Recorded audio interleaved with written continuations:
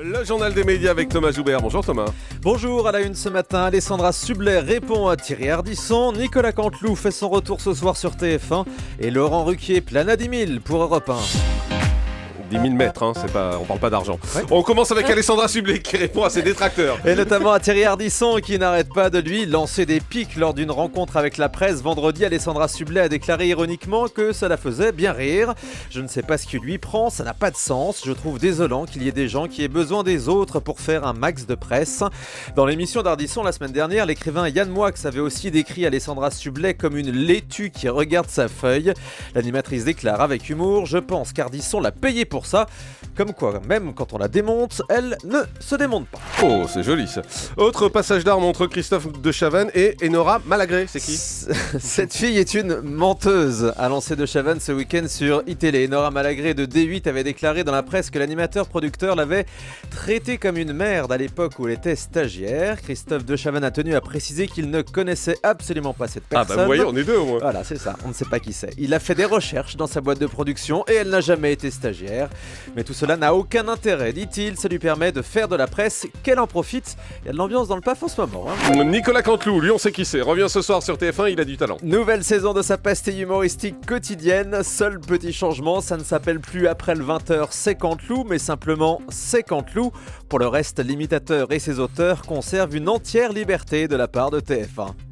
Dès le début que TF1 nous laisse aller sur cette case-là, 7 mois avant la présidentielle à l'époque, avec une présidence de Nicolas Sarkozy, et puis d'aller là-dessus, alors que nous on a allumé fort quand même, je pense, enfin on y est allé en tout cas sur les deux candidats présidents, les deux potentiels présidents. Donc ça c'était la surprise de cette liberté de ton qui n'était pas habituelle chez TF1.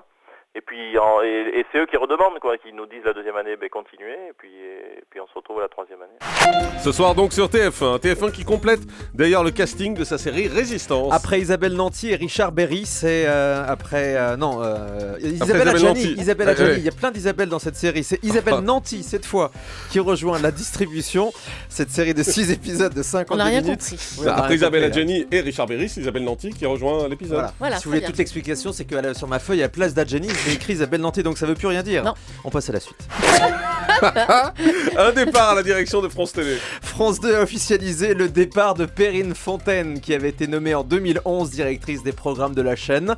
Elle avait ensuite été remplacée par Philippe Villamidjana et depuis elle était au placard. Perrine Fontaine quitte donc France Télé après 20 ans passés dans le groupe. Et puis autre départ cette fois au pôle télé du groupe Énergie. Christine Lenz a décidé de démissionner. Elle était directrice générale de Énergie 12 et Chérie 25. Selon les informations de TV Mag, il y aurait une divergence de point de vue stratégique avec le grand patron du groupe Énergie. Christine Lenz avait été nommée à ce poste il y a 6 mois seulement. Laurent Ruquier va présenter son émission On va se gêner à 10 000 mètres d'altitude aujourd'hui sur Europe 1. Rendez-vous exceptionnel à partir de 16h cet après-midi. Laurent Ruquier et sa bande ont enregistré leur émission à bord d'un Airbus A380 d'Air France en plein vol entre Paris et New York. Un événement pour fêter les 15 ans d'On va se gêner. On a demandé à Laurent Ruquier ce que ça faisait de faire ça dans un avion. Bonne question. Ça fait quoi de faire ça dans un avion? On parle d'une émission de radio là, on est d'accord. Ça fait drôle parce que c'est vrai que ce sont des conditions quand même très très particulières.